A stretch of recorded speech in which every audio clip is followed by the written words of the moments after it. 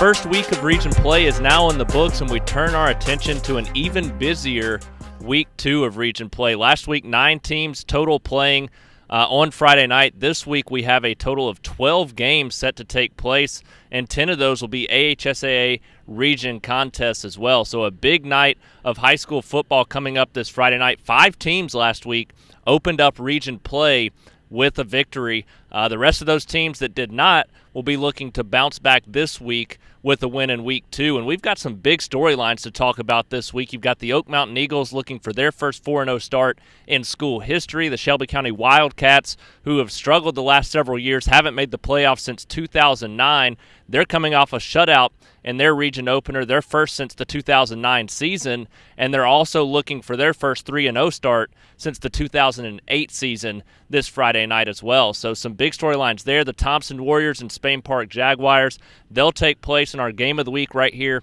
at Spain Park High School. What was 2 top 10 teams a week ago, the number 1 Warriors, the defending 7A state champs, and Spain Park was the number 10 team, but they lose to number 2 Hewitt-Trussville in dominant fashion. Hewitt-Trussville came out for some early turnovers and pulled away fairly easily in that game. So that could change the dynamic of this contest here, but still nonetheless a big region battle between the Warriors and the Jaguars. We'll talk about that one, those other big storylines we just mentioned, as well as plenty other. There's some great teams right now across Shelby County looking to get off to strong region starts, already at 1-0, looking to improve to 2-0 or bounce back from a region opening loss. So a big night ahead of high school football. We're going to break it down on this week's Shelby County High School Football Show, and we're going to start right here with our game of the week.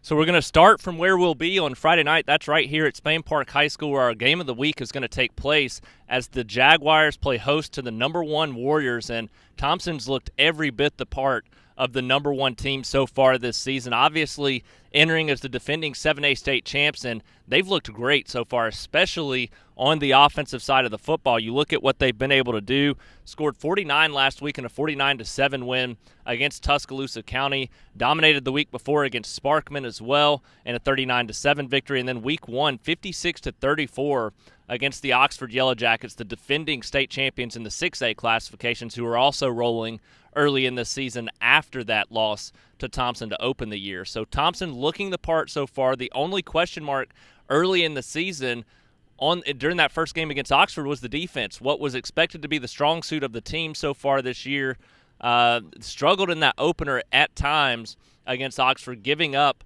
those 34 points, but overall played well at times in that game as well. And since, they've just been in lockdown mode, giving up 7 points each of the last 2 games, holding both of those opponents to under 200 yards of total offense. So Thompson's defense has turned it around.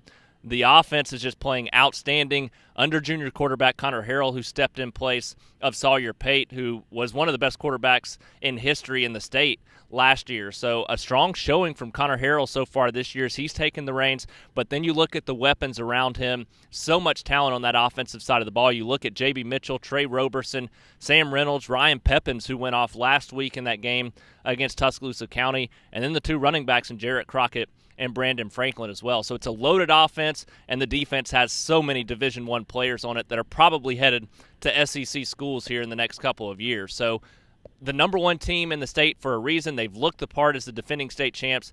I expect them to do the same again this week. And if you're Spain Park, the biggest key is going to be coming out early and really making a statement. You may not be able to put up a ton of points early in the game, but what you can do is kind of control things early in this contest. Last week, they had 3 first-quarter turnovers against Hewitt-Trussville. That put them behind the 8 ball early. You can't do that against the number 1 or number 2 team, which they were taking on last week. So this is a big week for Spain Park to get some of that confidence back after putting up 51 in that opener against Huntsville, showing what they could do in the second half against Briarwood offensively as well, shutting them down defensively too.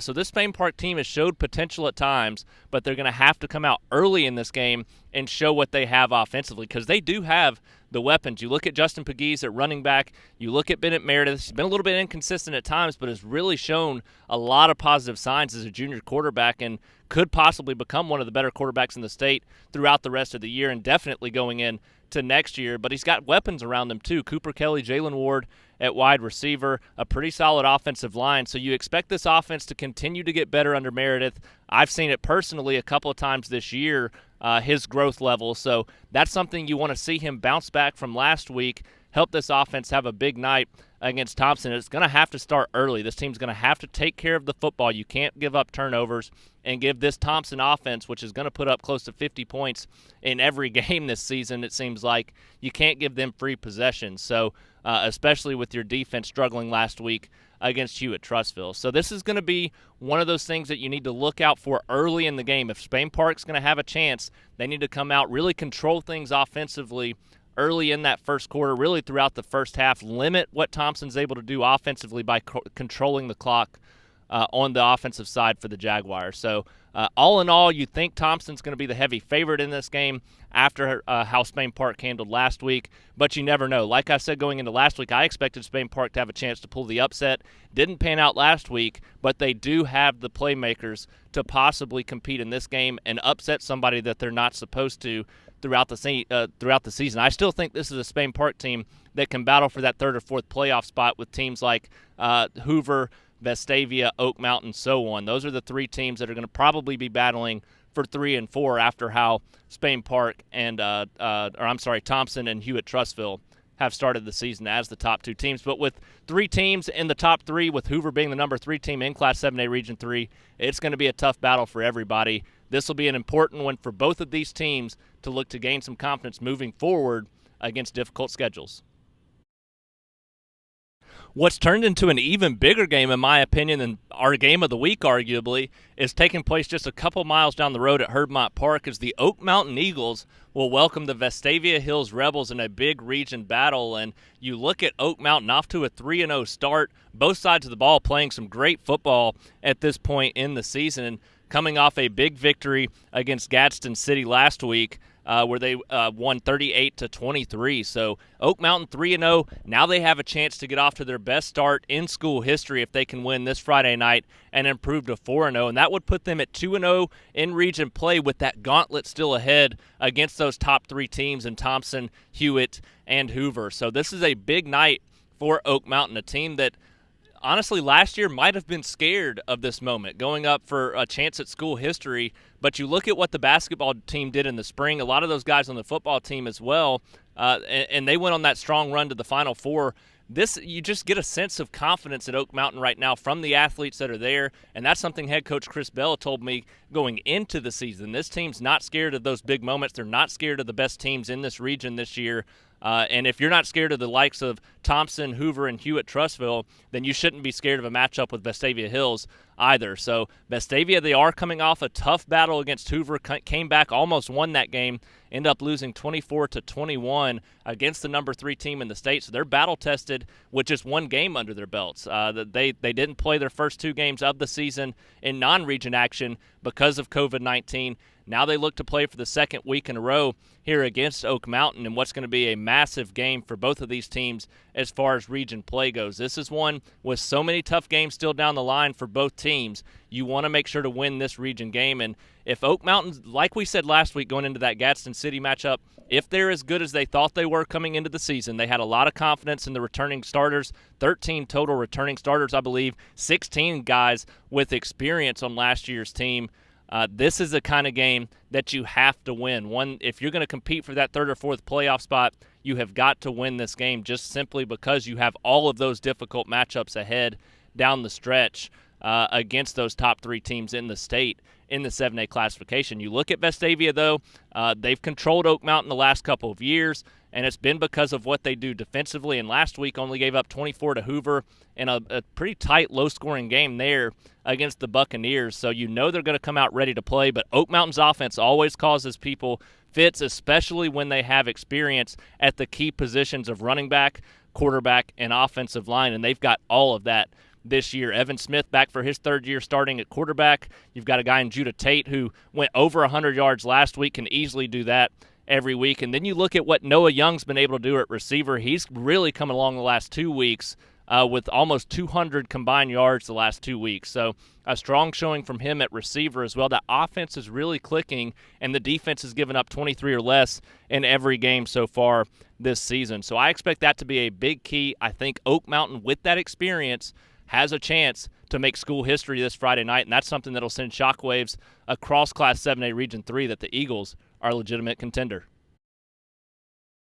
Now we'll break down our 6A matchups this week, and we're going to start with the Pelham Panthers as they play host to Stanhope Elmore this Friday night, and what could possibly be their toughest game left on the schedule. Stanhope, a very good football team this year, sitting at 2-1 on the season with a forfeit win in their opener. Then they lose in week 2 to a very good 7A Prattville team in a tight battle. They only lose that one 16-10, and then they bounce back with a 41-9 win last week against Benjamin Russell. So Stanhope looking like a team that's going to make noise in this region. They look like the favorite through what we've seen throughout 1 week of region play. But Pelham, they started with a bang too last week, a 49-41 win against Calera. Really controlled that game throughout.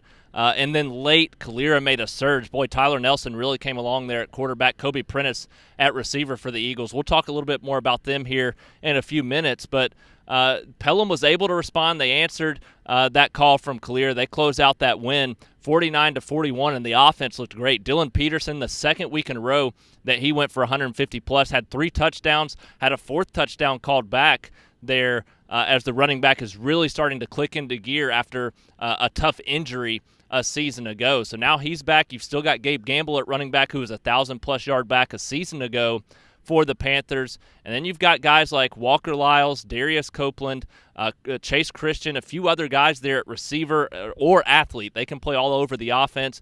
And then Will Langford, who's coming along at the quarterback position. This Pelham offense is getting more and more dangerous each week. And with this being a key game, you want to see them step up and play their best game of the season, because the rest of the way, they're going to be facing teams that are as good or worse than them, in my opinion. So experience-wise, Pelham has a leg up on a lot of opponents in their region this year, making this a big game. The winner of this game Friday night likely sits as the favorite throughout the rest of region play to win the region championship. That's how big this game can be. I think Stanhope Elmore right now sits as the favorite overall to win the region championship, but Pelham's got a chance to make a difference in that this Friday night as they do take on Stanhope Elmore. And I think you're going to see this offense really step up. You're going to see a battle between these two teams. We've seen Pelham a little bit inconsistent at times offensively, but they've made some explosive plays throughout the season. Last week we finally started to see some consistency as they could score, really doing whatever they wanted to offensively last week. As Peterson gets more confidence, Gamble gets spread in there at running back. This is an offense that's going to make a lot of plays throughout this season. Expect them to compete with Stanhope Elmore on Friday night, and if they win, they become legitimate contenders to win the title this season, something that you might not have even thought of in regards to Pelham coming into the season. But this is an offense that's got experience. They've got a lot of playmakers, and overall it's an experienced team that's going to battle for at least one of those top 2 spots this season. It's been a tough 2-week stretch for Helena, a team that has lost 2 games in a row by 6 points or less because they couldn't quite get over the hump in the second half. But they've put together strong second-half comebacks, and that's where the point lies when you look at this matchup Friday night with Benjamin Russell. Helena needs to come out in the first half, and they need to play as angry as they've played in the last couple of years, because they have got to prove a point when it comes to their offense starting on a high note, as well as the defensive side of the football. This is a team that's fallen behind the 8 ball early in games the last couple of weeks. They've started out strong really in the first quarter, but seem to just hit a little gap there where they can't quite keep that consistency up. And this past week they fell behind 21-3 to Wetumpka, and then at the start of the second half on the opening drive, Wetumpka scores again, 28-3. They fell behind, and then you saw Helena come back. It's the same thing that happened against Chelsea. They came back against Chelsea and took the lead, almost won that game until a late score in the final minute from the Hornets. Last week they came back, they made it 28-22, had the ball, a chance to take the lead there late in that game, and just couldn't quite punch it in. And they end up losing that game 28-22. So if they can play the entire game, and we said this last week going into that matchup against Wetumpka, they can play the entire game like they've been playing the second half, the fourth quarter, they're going to be a very good football team at some point this year, especially with what they have left on the schedule. And you're taking on a Benjamin Russell team that you really need to capitalize on, because this is a team that's sitting at 0-3 so far this season. They've really struggled, giving up 40.7 points per game and scoring just 18.3 points per game so far this season. Helena, on the other hand, scoring 29.3, giving up just 18.3. So everything lends its hands to Helena winning this game. Even if they play like they have the last couple of weeks, they should win this one, but they need to come out to prove a point. They need to come out, show they can score in the first half, play some good football early in the game, and really set the tone for the rest of the game so they don't have to come back in the second half. And that's something may not be key in this game, but if you want to make the playoffs down the road, sitting at 0-2 in region play already, you're going to have to start winning a lot of football games the rest of the way. It would help to win out in region play, and if you're going to do that, you have to get off to solid starts in the first half. Last year they were a strong second half team too, but this year you've really got to be able to put the clamp down in that first half, set the tone for the game, and make other teams chase you throughout the rest of the season. I do think the Huskies improved to 1-2 in region play this Friday night, but we need to see them kind of change the tone of the season with what they can do in the first half. In what could be a sneaky good game this week, the Calera Eagles are going to travel down to Clanton to take on the Chilton County Tigers, and these are two solid football teams. Even though their records may not reflect it yet, I think these are teams that are growing and getting better each week of the season. You've got Chilton County, who's taken on a couple of 5A teams, split those matchups. They lose to Central Clay County in a 35-0 game, and then they beat Jemison 34-16. And you look at what Calera has been able to do so far this season. They opened the season against a very good 5A Demopolis team, the closest they've ever competed against Demopolis. They lose that game 14-12.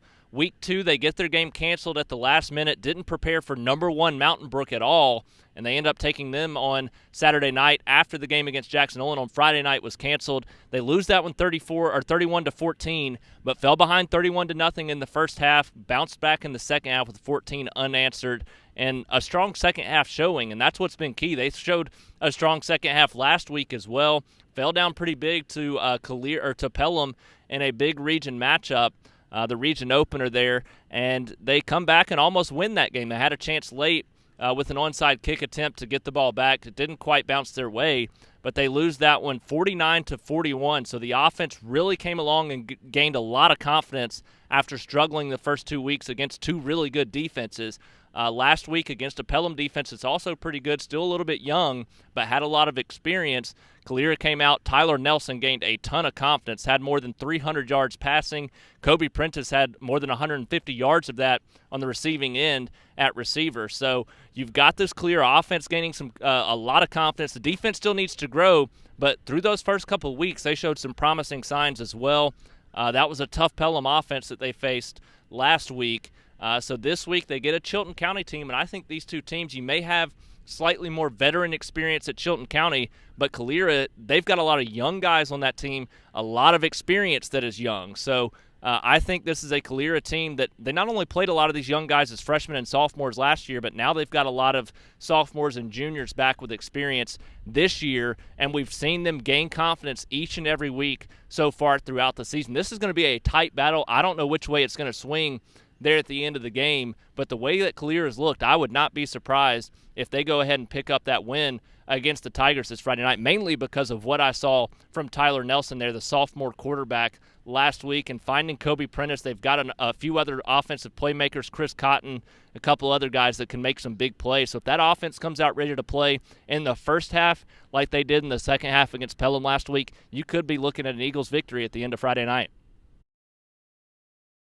You've got a very interesting game here between the Chelsea Hornets and the Homewood Patriots this Friday night, and what's now a region battle between these two teams, and both coming in pretty similar situations if you really look at it. Chelsea, they're sitting at 1-2 on the season. They really struggled offensively in their two losses, scoring 3 or less points. 2 in their opener against Oak Mountain in a 38-2 loss, and then just 3 last week in a 20-3 loss to Briarwood. So that's a Chelsea offense that's really struggling right now on the season. But a week earlier, they made some big plays against Helena with Collier Blair in the run game, and they win that game against the Huskies 27-23. So you've seen a little bit of inconsistency, but you've also seen some promise. You've got a defense that's really talented. They're just getting exhausted, just like they were a couple of years ago, really struggled because the offense couldn't keep them off the field. The offense is going to have to sustain some drives here against Homewood. They showed some promise at doing so against Briarwood last week, had a couple of really long drives. They just couldn't convert them into touchdowns, either ended in a turnover or a field goal blocked. So they had several times, at least 3 off the top of my head, where they got into the red zone and they just couldn't punch it in for a touchdown. So that's something they're going to have to be able to do against the Homewood team, and if they do that, they could win this game because the Patriots come into this matchup struggling offensively as well. You look at what Homewood's been able to do through the first couple of weeks of the season. They sit at 2-1 overall, but have struggled on the offensive side of the ball. One of their wins comes via forfeit against Vestavia Hills. The other 2, they took down McAdory last week in a tight game where they scored just 9 points in that win against McAdory, and then they win their opener of the season, or lose their opener to the season 49-19. So you've got a Homewood team that's just kind of struggled to find that offensive rhythm. They've scored 19 or less in the 2 games they've actually played on the field, and you're going up against a solid Chelsea defense that's going to want to run the football. You're going to have 2 teams here. It's going to be a low-scoring game because of the way and the styles that these teams play on the football field. So I expect a low-scoring game that benefits Chelsea, in my opinion, to have a chance to pull out the win in this contest. You saw what they were able to do against Helena, a team that loves to come out and run the ball and play with defense. Chelsea was able to pull out that victory. I think they'll have a strong chance against Homewood, and you hear the name Homewood and you think they're automatically going to be one of the top teams each year, but they've struggled a little bit offensively early in this season. I still think they have promise too. Both of these teams do have some weapons at different positions. It's a matter of which one steps up, which one sets the tone early in this game as to who walks out victorious.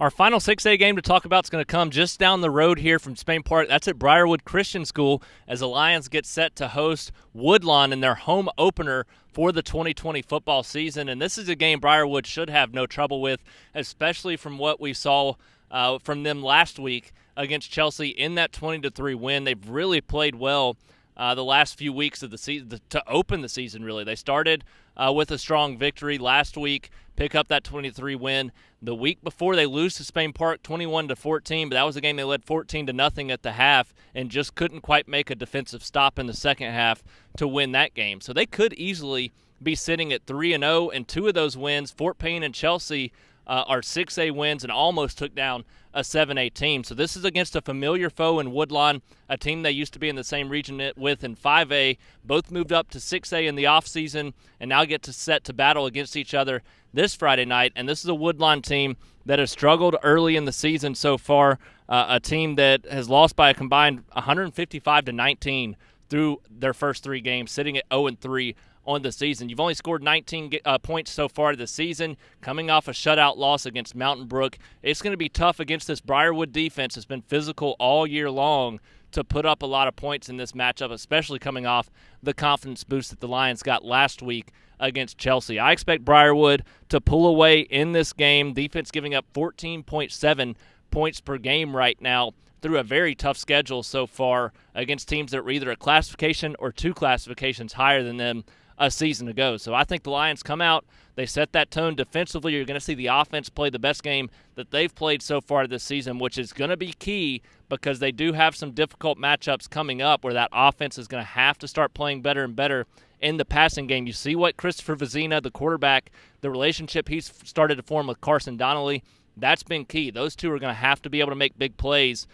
throughout region play if the Lions not only want a chance at a region championship in a difficult region that also features number 1 Mountain Brook, but if they want to make a playoff spot. They have the potential, if that offense comes along and the passing game comes along, to be a top 2 team out of this region. So they'll gain some confidence, pick up a big win against Woodlawn, in my opinion, this Friday night, thanks to that strong defensive effort.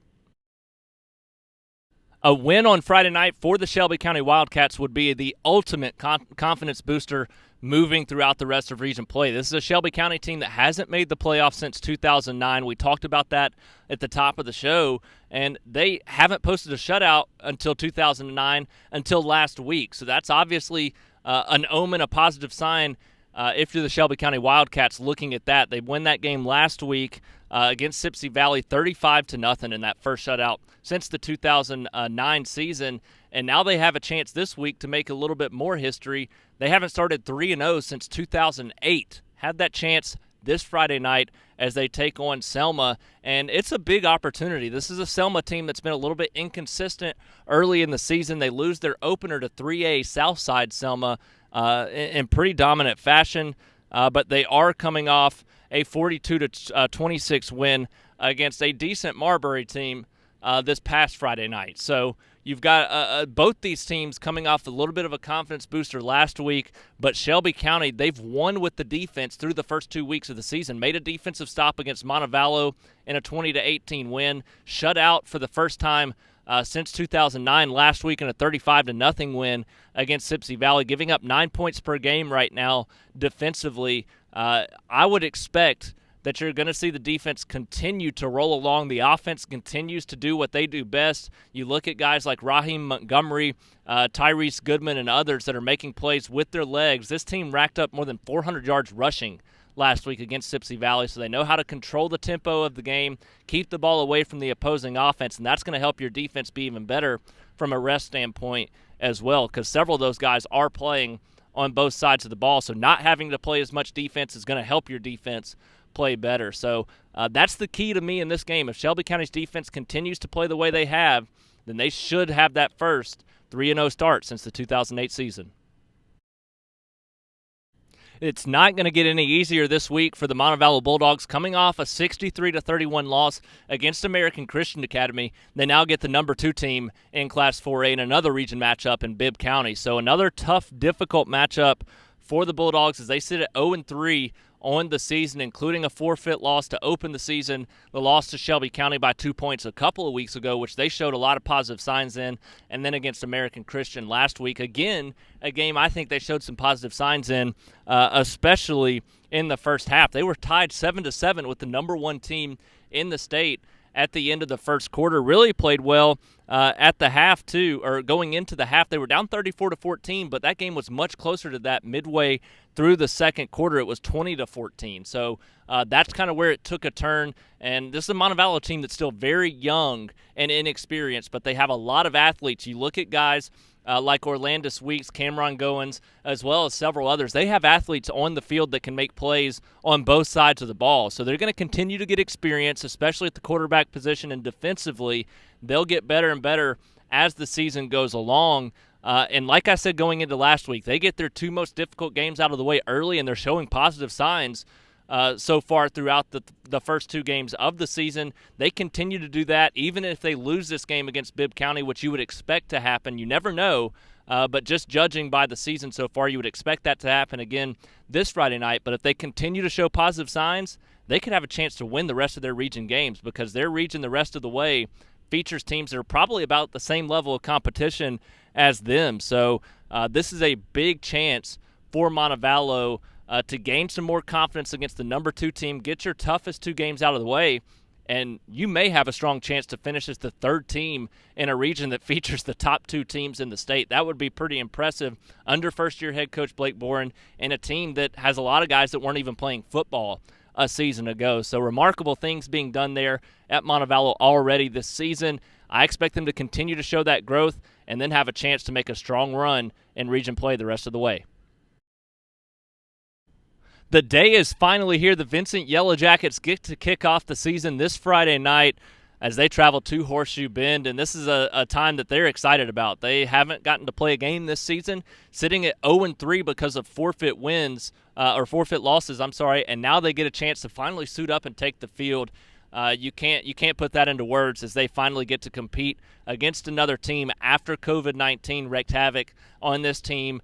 late in fall practice that week leading into the first game of the season. So they forfeit those first two, and then they end up forfeiting their third one, which was their region opener against Ranburn last week. And now they finally get to take on Horseshoe Bend in a big region matchup. They have a chance to win. This is a Horseshoe Bend team that has struggled offensively early this season, scoring just 13 points per game on that side of the ball, but they've been able to play strong defense, and that's led to some wins. This is a defense that's given up no more than 15 points in a game this season. That's where Vincent's going to struggle. You look at a team, they have some talent back on the offensive side of the football, but this is a team playing their first game of the season, haven't been able to do much practice-wise as well, and now you're going in and taking on such a strong defense. That's what's going to be tough for the Jackets going into this matchup, is finding that offensive rhythm against a very good defensive football team. But they should be in the game simply because Horseshoe Bend's not scoring a ton of points. If Vincent can hold them to 20 or less, they'll have a strong chance to at least make some plays to have an opportunity to win this game. But that defense of Horseshoe Bend is going to be something to reckon with, and that's going to be where Vincent has to make those early plays to make a difference. Two more games to talk about before we get to our SCR Stars of the week, and that's going to be the Cornerstone Chargers and Evangel Lightning, both of them back in action this week. The Chargers coming off their third loss in a row to start the season, now sit at 0-3 as they lose 42-0 to Lakeside last week, and that offense has just struggled throughout the early portion of the season. Scored just 6 points the week before and got shut out last week. So they're going to have to find a rhythm on the offensive side of the ball, and now they get a Crenshaw Christian team that's off a 67-0 win against Coosa Valley. So you're going to need this team to really this Cornerstone team to really step up and show an offensive rhythm, but they're struggling on both sides of the ball right now. Lost to Crenshaw 2 times last year, the first round of the playoffs and the regular season, both in shutout. So the offense is going to have a drastic turnaround if the Chargers want that first win of the season. The Lightning, they are off to a strong start, 2-0 through their first 2 games, and then they had a bye week last week as their game got pushed back to this week. They'll take on Southern Christian this Friday night, and you look at what Evangel's been able to do. They've outscored their first 2 opponents 100-12. They gave up 6 points in their first game, 6 points in their second game. That's consistency defensively, and then they scored 40 in their first game and scored 60 in their second game, and that's consistency offensively. So this is a team coming off another ACSC state championship last year, a national championship last year as well in 8-man football. They should have no problem taking care of business again in this one, not only because of the way the offense is playing, but because you look at what that defense has been able to do in 8-man competition, especially if you can give up 6 points in a game. That's incredible because of really that game is leaned toward offensive play with more openness on the field. So a strong start on both sides of the ball for the Evangel Lightning. I expect that to continue as they improve to 3-0. So now we jump into our SCR Stars of the Week segment, and another strong week for several players in the opening week of region play, a week where we needed to see players step up to lead their team to victories, and we had that across the board in several different classifications from several different teams. And we start in 7A as Ryan Pepins had a strong game for the Thompson Warriors as they get off to a 3-0 start in that win against Tuscaloosa County. He was one of 3 receivers to have more than 70 yards. He was the only one to top 100 yards, however, and had 3 scores in that game, that win against T County. So a strong showing from Ryan Pepins, J.B. Mitchell, and Trey Roberson, the other 2 that went over 70 yards in that game as well. And you look at who's getting the ball to him, that's Connor Harrell, the quarterback. Another impressive performance for him. He is still yet to throw an interception so far this season. He went 18 of 23, 296 yards, and get this, 5 touchdowns in that game against Tuscaloosa County. So a strong showing from him. The Warriors led 42-0 at the half in that game and just dominated both sides of the ball throughout. You look at the defense too. Jeremiah Alexander, Peter Woods, Tony Mitchell, several other guys, Jax Van Zant, stepping up, playing some strong defense so far this season. If that continues on both sides of the ball, it's going to be a tough out for anybody to go in and take on Thompson this year. Look at what Oak Mountain was able to do as well in getting off to their 3-0 start. The Eagles, led by Judah Tate, 160 yards and 2 touchdowns on 32 carries. He is a monster back there in the backfield. He can tote the ball all game. not get tired, and wear other people down. He is a physical tool that can really do a lot of things for Oak Mountain if they want to be as successful as they're hoping this year. He's going to have to continue to have performances like that, and I think he's very capable of it, especially when you look at who joins him in the backfield at quarterback in Evan Smith. This is a guy coming off another strong performance, had 93 rushing yards in that game as well, with 2 touchdowns on the ground, and then also had 67 passing yards and another touchdown through the air. So a strong performance from Evan Smith as he continues to do it with both his legs and his arm. They've got a lot of weapons on that offense at Oak Mountain. I expect that to continue this week, but their defense is also playing some strong football. They forced 3 turnovers last week, and you look at guys like Jimmy Harris, who led the team with 7 tackles, 2 for loss, and others like Chase Schwinder, Zach Taylor, who are turnover machines in the secondary, Maddox Vines, and a few others. This is an Oak Mountain defense that's really surprised me throughout the early portion of this season, and I think they're just going to get better. If this team stays healthy, they're going to be battling for a high seed in Class 7A Region 3. Moving on to the 6A classification, Dylan Peterson off another strong showing there at running back for the Panthers, 10 carries, 117 yards, and 3 touchdowns in that game. He's gone over 100 the last 2 weeks and has several touchdowns as well. Had a 4th touchdown called back in that win against Calera late in the game as well. So strong showing from him. And Will Langford, the quarterback, continues to get better. 7 of 10, 161 yards passing with a touchdown. Also added 2 touchdowns on the ground with 49 rushing yards. So a strong 200-plus all-purpose yard game for him with 3 total touchdowns. On the opposite side of that game, Tyler Nelson really stepped up.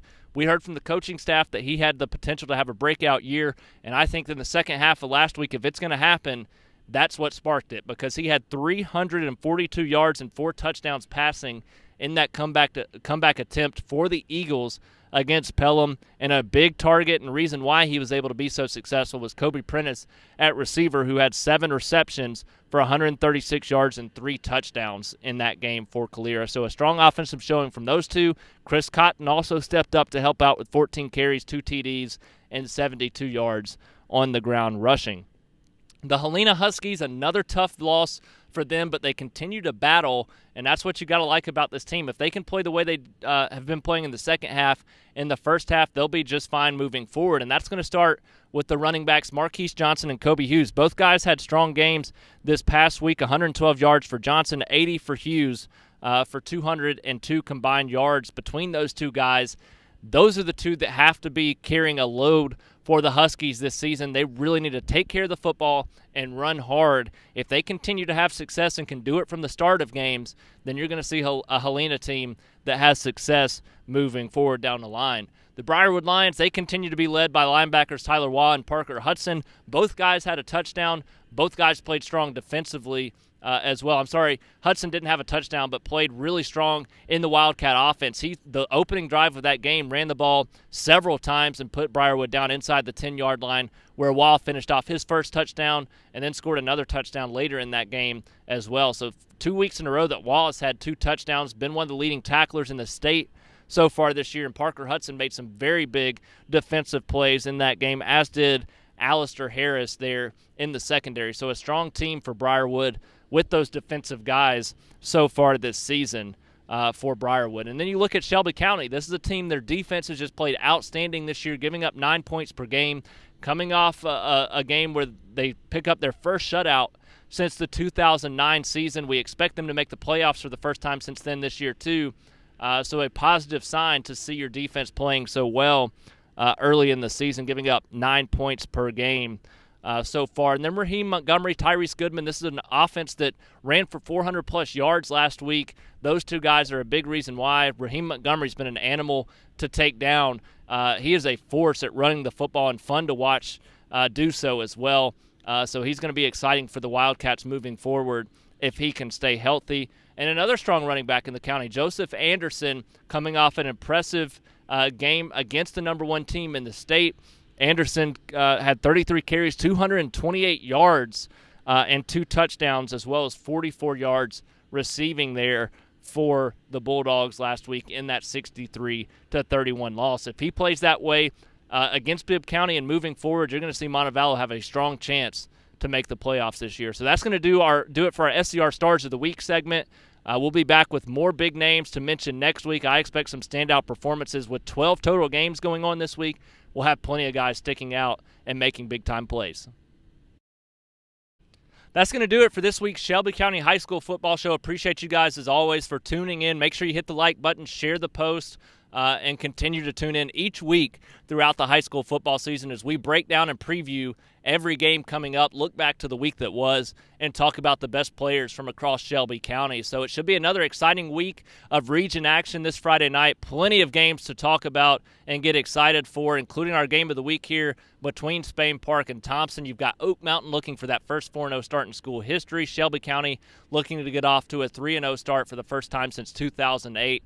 Plenty of other storylines. Plenty of teams looking to start 2-0 in region play or bounce back from an opening region loss so they can compete for a playoff spot moving forward. But that's going to do it for now from here at Spain Park High School, and we'll see you right here on Friday night.